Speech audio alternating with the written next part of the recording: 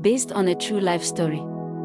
In the buzzing heart of Lagos Mainland, where street hawkers shout louder than car horns and the air always smells like roasted suya and exhaust fumes, lived a man named Ifeanyi. He was a respected man not for wealth or connections but for his honesty, calm demeanor, and his devotion to family.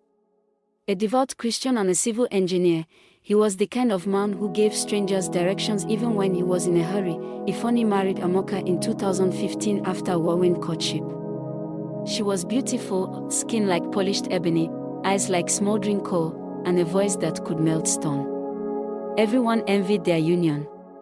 Amaka came from a well-known family in Enugu, and the wedding was the talk of town.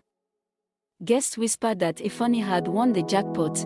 They moved into a rented 3-bedroom apartment in Ogudu and built a simple, peaceful life. For 4 years, they prayed together, worked hard, and waited for children. Each month passed with increasing tension, the silence at night growing heavier with unspoken fears. Then, like a miracle, Amaka got pregnant. Not just one child, twins. The pregnancy was tough. Amaka spent most of her time resting while Ifeanyi did everything. He went to the market, cooked, cleaned, even massaged her swollen feet. The day the twins were born, a boy and a girl who wept like a child. He named them Chidi and Chidima, meaning God exists and God is good.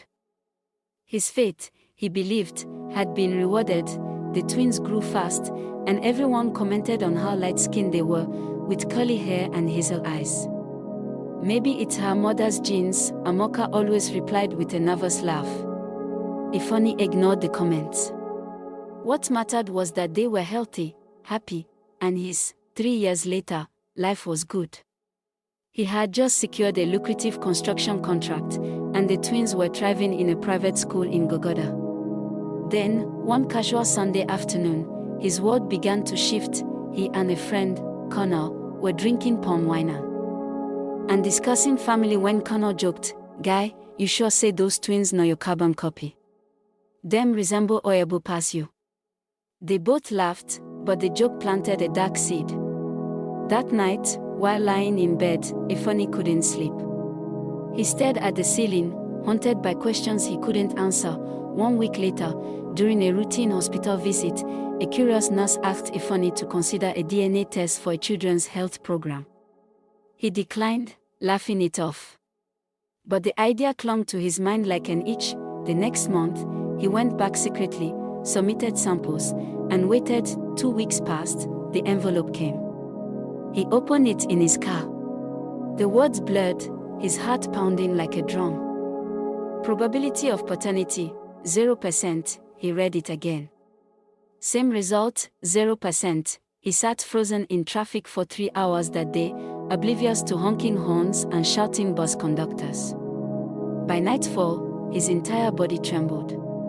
The betrayal was not just shocking, it was surgical. Cold. Precise. When he confronted Amaka, she broke down, crying harder than he had ever seen. At first, she denied it. Then she blamed the devil. Eventually, she confessed.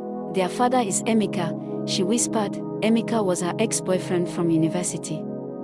He had returned from Canada briefly the year before the twins were born, and in a moment of weakness, according to her, they rekindled old flames. "I didn't think I could get pregnant," she sobbed. "And you wanted children so badly?" Ifeanyi stared at her, hollow. The room felt like a grave.